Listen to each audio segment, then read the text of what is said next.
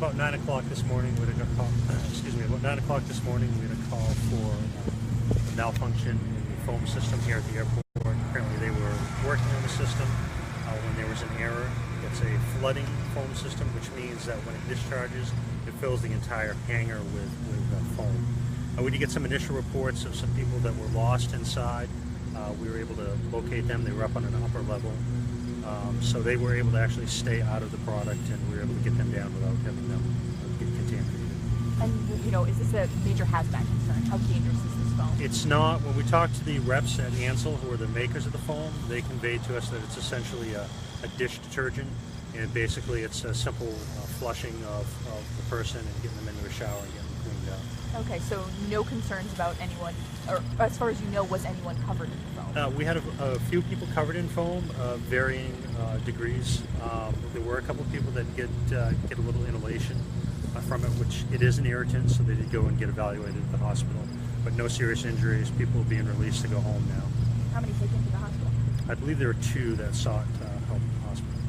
How tall did it get within the building, the foam? The hangar, I believe, was closed at the time, so the foam probably reached 20, 25 feet.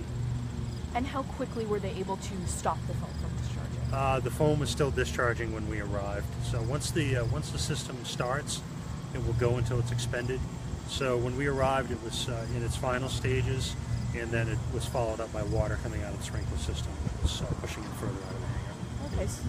So where do you go from here as far as cleanup? Do you just let this sit? Yeah, so what we've done is we've made additional notifications to DEP and the water district to let them know there has been a spill and may enter the waterway.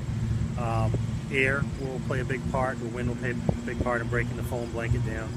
We may assist a little bit with some water application. And basically the product specialist from the company that installed the system is here. They're going to provide us further guidance on how to manage that. Is there an estimate of how many thousand square feet, or how much volume we're talking for the foam? I don't have that right now. It's certainly something we could get for you, but I don't know it.